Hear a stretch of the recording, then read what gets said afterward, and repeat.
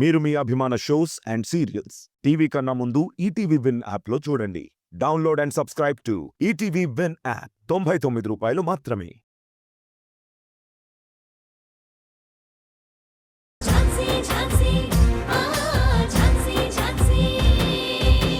ఈ ఫీల్డ్లోకి ఎంతమందైనా రావచ్చు. వాళ్ళంతా జస్ట్ పాసింగ్ క్లౌడ్స్. నేను ఆకాశం లాంటి దాన్ని. సరే, నేను రంజిత్తో మాట్లాడి కేసు టేకప్ చేయమని చెప్తానులే. Thank you madam. Thank you so much. వస్తాను మేడం.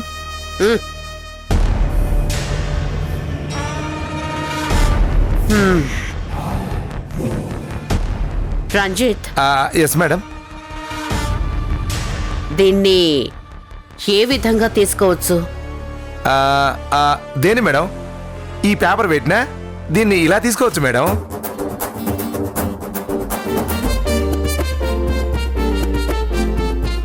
నేననేది పేపర్ వెయిట్ని కాదు.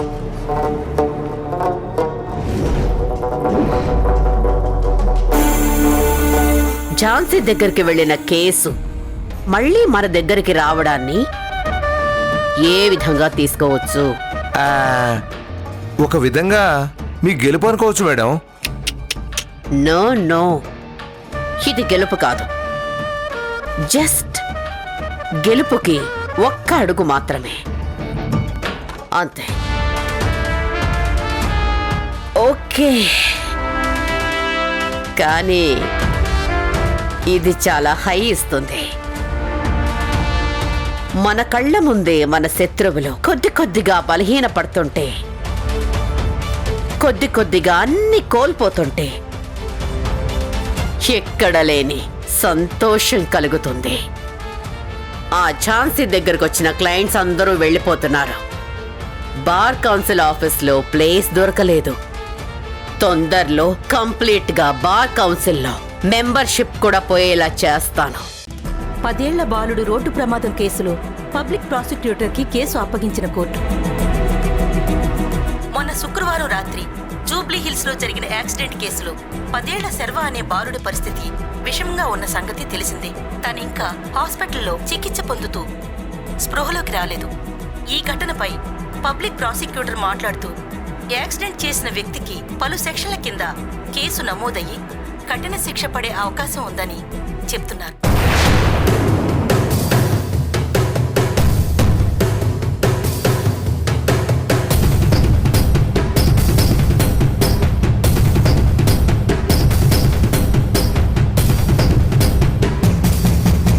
అర్జున్, రే అర్జున్,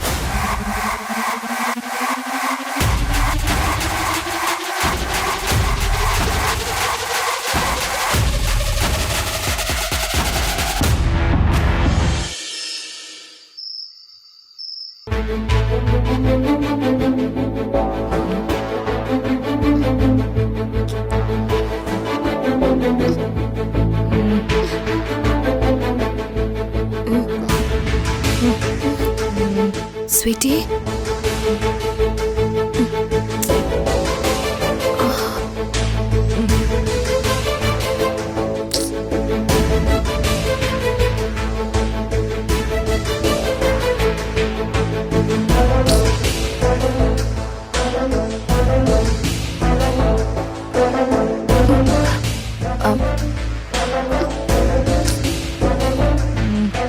స్వీటీ, ఏంటి లేచావు?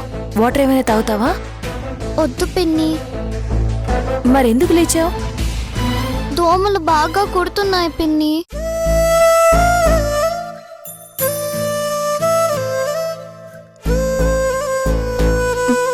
ఒక్క నిమిషం ఉండు స్వీటీ.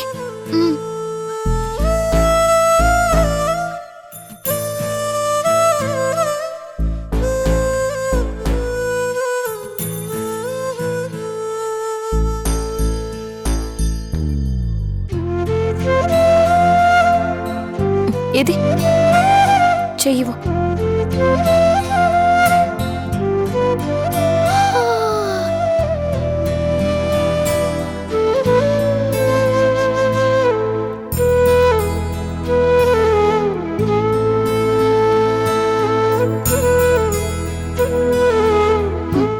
ఇంక పడుకోనా? థ్యాంక్ యూ పిన్ని.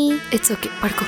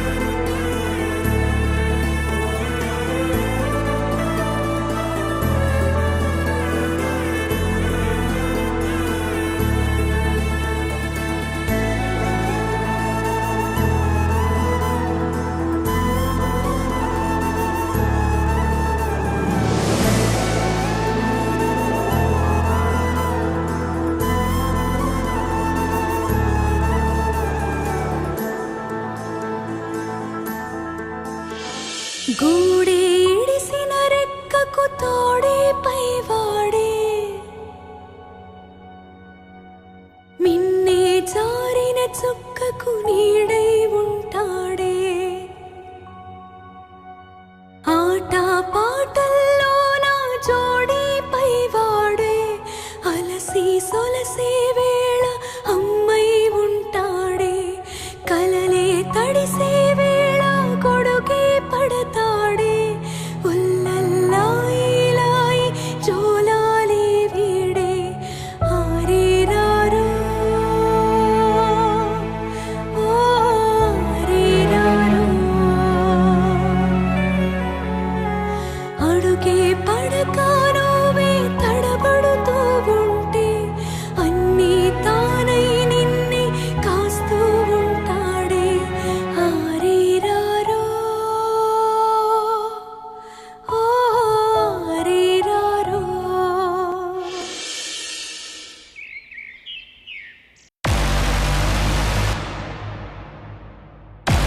నీ కేసు గురించి మొత్తం మాట్లాడానురా. నువ్వు కంగారు పడాల్సిందేమీ లేదు.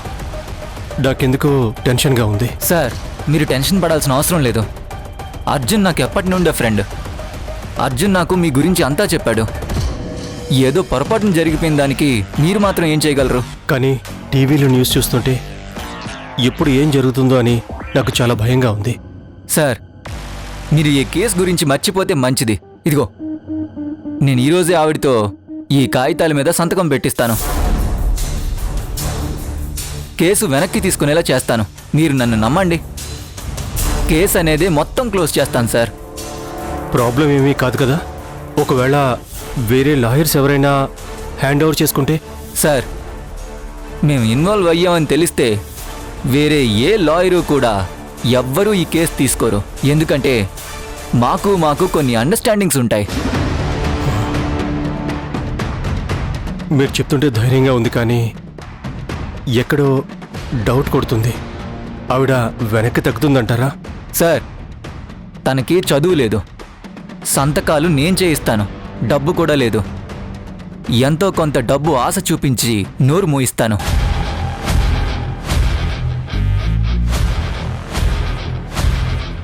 ఇంకేముంది, ప్రశాంతంగా మీరు గుండెల మీద చెయ్యేసుకొని హ్యాపీగా నిద్రపోవచ్చు.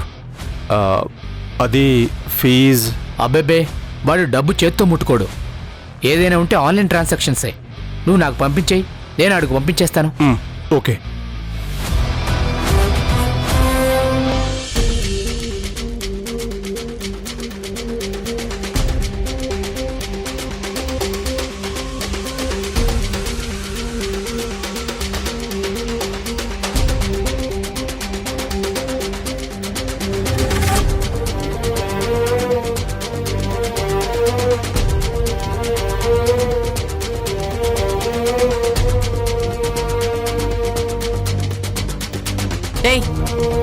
ఆగు. ఎవరు నువ్వు? నేనే పిలిపించాను పద్మ. ఇదిగో చూడు బాబు, నువ్వు ఆ రూమ్లోనే వర్క్ చేయాల్సింది. వెళ్ళు. అక్క, ఏం వర్క్ అక్క? పిల్లల గదిలో చేయాల్సిన పనులు చాలా ఉన్నాయి పద్మ.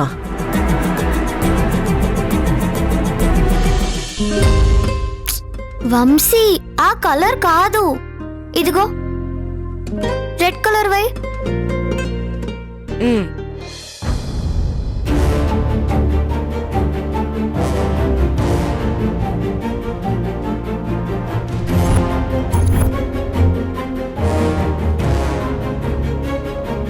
అక్క ఎవరతను? ఏమో నాకేం తెలుసు.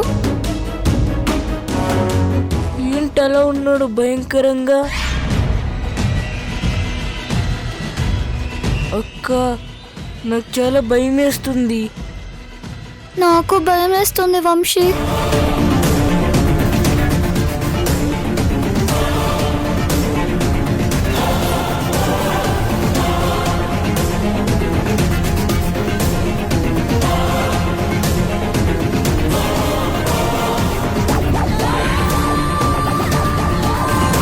స్వీటీ బాబు, అదిగో వెనకాల ఉంది కదా ఆ విండోని వెళ్ళు.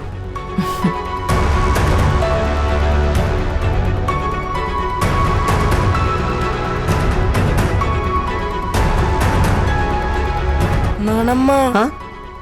ఎవరతను? మీ రూమ్లో చిన్న రిపేర్ ఉండి వచ్చాడులే నాన్నా.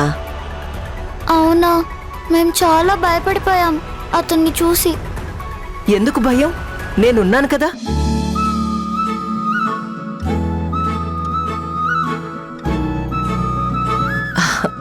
ఇంతకీ మీరిద్దరూ ఏం చేస్తున్నారేంటి? హోంవర్క్ చేసుకుంటున్నాం. అవునా, వెరీ గుడ్. అబ్బా మర్చిపోయాను, ఇదిగో మీ ఇద్దరి కోసం జ్యూస్ తీసుకొచ్చాను, తీసుకోండి. వద్దు. ఏ ఎందుకు? మాకొద్దు, మేం తాగం. ఇదిగో మీకోసం ప్రేమగా చేసి తీసుకొచ్చాను, తాగాలి కదా. లేదు, మేము తాగం. ఏ ఎందుకని? ఎవరైనా ఏదన్నా ఇస్తే తీసుకోవద్దని పిన్ని చెప్పింది. ఎవరైనా ఇస్తే తీసుకోకూడదు కానీ నేనిస్తే తీసుకోవచ్చు, తీసుకోండి. ఇదేంటో తెలుసా? Fresh orange juice. ఇది తాగితే మీకు ఆరోగ్యంతో పాటు చాలా బలం వస్తుంది. ఇదిగో తాగు, తాగు నాన్నా, తీసుకో. గుడ్ బాయ్, గుడ్ గర్ల్, తాగు. అవును నాన్నా, నువ్వు సిరప్ తాగావు కదా? తాగాను, పిన్ని ఇచ్చింది. సరే సరే, ఇప్పుడు జ్యూస్ తాగేసేయమ్మా.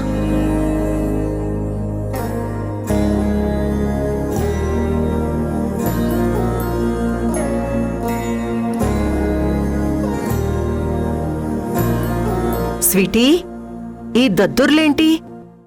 అయ్యో వంశీ, నీక్కూడా ఏంటి నాన్నా? రాత్రి బాగా దోమలు కుట్టేశాయి, సరిగ్గా నిద్ర కూడా పోలేదు. అవును, నాకు కూడా సరిగ్గా నిద్ర పట్టలేదు. పాపం పిన్ని అయితే మాకు గాలి విసురుతూ తను రాత్రంతా నిద్రపోలేదు. అవునా, మీరు రాకముందు ఈ రూమ్ని ఎక్కువగా ఓపెన్ చేసేవాళ్ళం కాదమ్మా, అందుకే అలా దోమలు వస్తున్నాయనుకుంటా. అయినా దోమలు రాకూడదని మీకోసమే దోమతెరలు పెట్టిస్తున్నాను.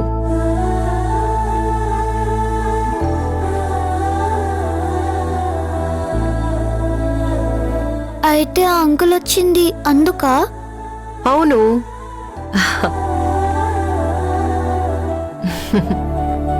హోంవర్క్ అయిపోయిందా, ఇంకా ఉందా? ఇంకా ఉంది. హోంవర్క్ అంతా మీరే చేసుకుంటారా, పిన్ని హెల్ప్ చేస్తుందా? మేమే చేసుకుంటాము, ఏదైనా తెలియకపోతే పిన్నిని అడుగుతాము. Very good. పిన్నినే కాదు, నన్ను కూడా అడగచ్చు. అవునా, ఏం చదువుకున్నావు నువ్వు? ఎంఏ. అవునా, మరి మీరు ఏం జాబ్ చేస్తూ ఉంటారు? నాకింట్లోనే పెద్ద జాబ్ ఉంది కదా, ఇప్పుడు మీరు కూడా వచ్చారు, మిమ్మల్ని చూసుకోవడమే ఇంకా పెద్ద జాబ్. ఏంటి బాబు, పని అయిపోయినట్టే కదా? సరే నువ్వు వెళ్ళు, నేను వచ్చి డబ్బులు ఇస్తాను. Okay madam.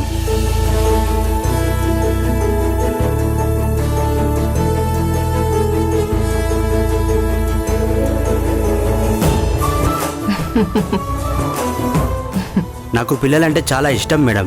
సరే. బాయ్. బాయ్.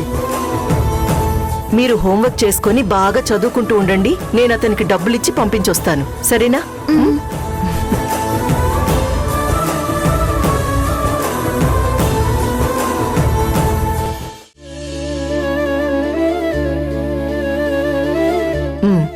ఇదిగో బాబు. Okay madam. సరే. అక్క ఏంటక్క, పిల్లల గదిలో చాలా పనులున్నాయని చెప్పావు, కానీ లోపల కిటికీలకేవో స్పెషల్ డిజైన్ చేసిన నెట్లేవో ఫిక్స్ చేసినట్టున్నావు. చూసావా? చూశాను కాబట్టే కదా అడుగుతుంది. అవును, స్పెషల్గా డిజైన్ చేయించిన నెట్నే పెట్టించాను, దోమలు రాకూడదని. నా మనవడు మనవరాలి కోసమే ఇదంతా చేశాను. ఏదైనా ప్రాబ్లమా? నాకేం ప్రాబ్లం అక్క, నాకేం ప్రాబ్లం లేదు. కానీ పిల్లలకి దోమలు ప్రాబ్లం, అందుకే ఆ నెట్ని పెట్టించాను. నువ్వు అనవసరంగా గుచ్చి గుచ్చి ప్రశ్నలు అడగాల్సిన పనిలేదు. అదేం లేదక్క, క్యాజువల్గానే అడిగాను. నేను నా పిల్లల కోసం ఇదే కాదు, ముందు ముందు కూడా ఇంకా చాలా చేస్తాను. అన్నింటికీ ఇలా సర్ప్రైజ్ అవ్వద్దు, అన్నింటికీ ఇలా ప్రశ్నలు కూడా అడగొద్దు పద్మా, ఓకేనా?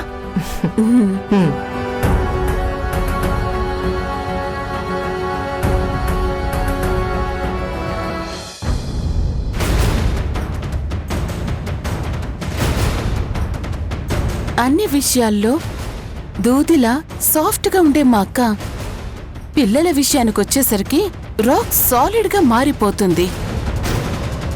చెయ్యాలి, ఏదో ఒకటి చెయ్యాలి.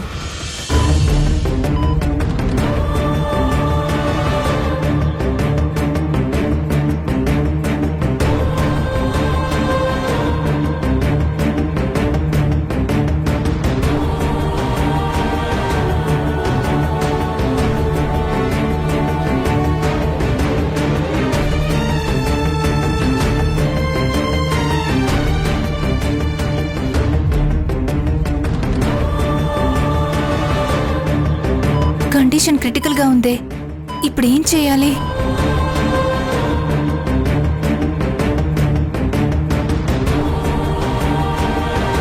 గౌరమ్మ,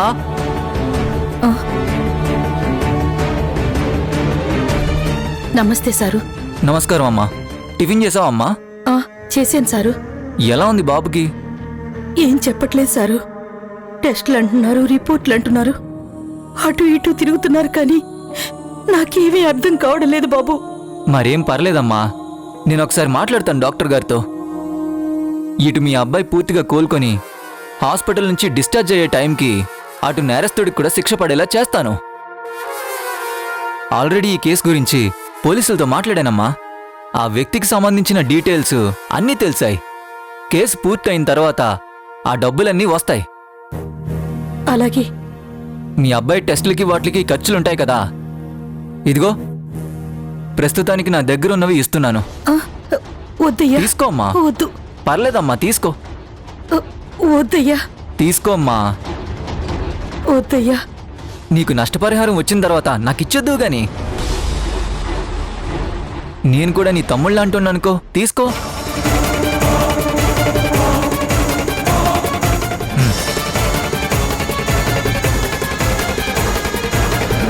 చాలా థ్యాంక్స్ బాబు.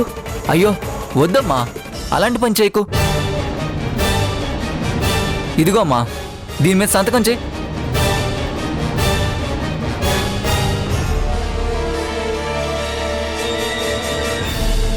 అయ్యా, నిన్న సంతకం చేశాను కదా.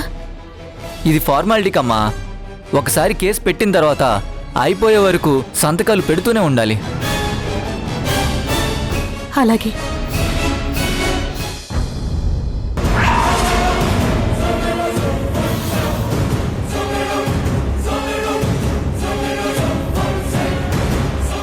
సరే అమ్మా, ఏదైనా అవసరం ఉంటే నాకు ఫోన్ చేయి. నెంబర్ ఉందిగా? ఉంది sir. ఉంటేనమ్మా.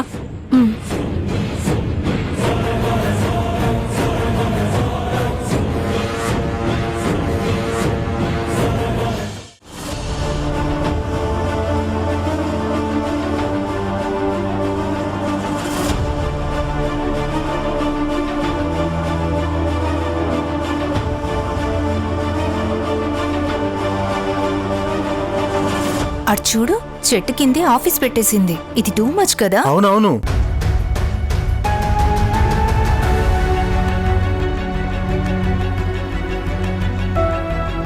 Excuse me madam, lawyer Jhansi అంటే ఎస్, నేనే. నా పేరు దేవేంద్రనాథ్ మేడం. కూర్చోండి. మీ గురించి నాకు చాలా తెలుసు మేడం. ఏం తెలుసు? నేను జూనియర్ లాయర్ని అని, నాకు ఎక్స్పీరియన్స్ లేదు అని, కనీసం ఆఫీస్ కూడా లేదు అని, అంతేనా? ఎస్ మేడం, అవన్నీ తెలుసు. అందుకే నాకు చేతనైనదేదో మీకు సాయం చేయాలని వచ్చాను మేడం. మీరు ఏమి అనుకోనంటే నా దగ్గర ఒక కొత్త ఆఫీస్ రూమ్ ఉంది మేడం, మీరది ఉపయోగించుకోవచ్చు. మీరు చెప్తుంది నిజమా? నిజం మేడం, రెంట్ కూడా పట్టింపు లేదు. మీకు ఎంత అనిపిస్తే అంతే ఇవ్వండి మేడం. అందరూ ప్రతి విషయంలోనూ కమర్షియల్గా ఉండే ఈ రోజుల్లో తక్కువ రెంట్కి ఎందుకు ఆఫీస్ ఇస్తానని అంటున్నారు? ఎందుకు ఇలా ఆఫర్ చేస్తున్నారు? మేడం, రాణి కేసు నుండి మీరు నాకు బాగా తెలుసు. నేను మిమ్మల్ని ఫాలో అవుతున్నాను. నేను మీ గురించి తెలుసుకుంటున్నాను. మీరు వాదించే కేసుల గురించి తెలుసుకుంటున్నాను. పేపర్లో మీ గురించి చదివాను. మీరు ఫీజులు కూడా చాలా తక్కువ తీసుకుంటారని ఇంప్రెస్ అయ్యాను. అవునండి, చాలా మంది ఫీజులు ఎక్కువగా ఉంటాయని కనీసం లాయర్ల దగ్గరకు కూడా రారు. వాళ్ళకి న్యాయం జరిగినా గానీ, నష్టం జరిగినా గానీ ఫీజుల గురించి ఆలోచించి న్యాయం కోసం పోరాడడానికి ముందుకు రారు. అందుకే అలాంటి వాళ్ళ కోసమని నేను చాలా తక్కువ ఫీజులు తీసుకుంటాను. ధనిక పేద తేడా లేకుండా ప్రతి ఒక్కరికి న్యాయం అందాలనేదే నా సిద్ధాంతం. That's really great madam. కానీ నేను నా ఆఫీస్ కోసం చాలా ట్రై చేశాను. చాలా ప్లేసుల్లో వెతికాను. ఈ ఛాంబర్లో కూడా ట్రై చేశాను, దొరకలేదు. ఇప్పుడు మీ అంతటా మీరే వచ్చి నాకు ఆఫీస్ ఇస్తానంటున్నారు. చాలా థ్యాంక్స్, తప్పకుండా తీసుకుంటాను. చాలా సంతోషం మేడం, మళ్ళీ కలుస్తాను. సరే.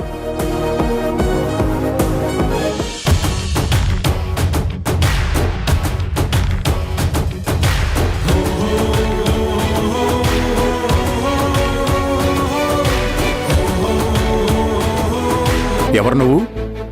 హాస్పిటల్ నుంచి వస్తున్నాను సార్. మీ బాబువి మెడికల్ బిల్స్ అన్ని పెండింగ్లో ఉన్నాయి సార్.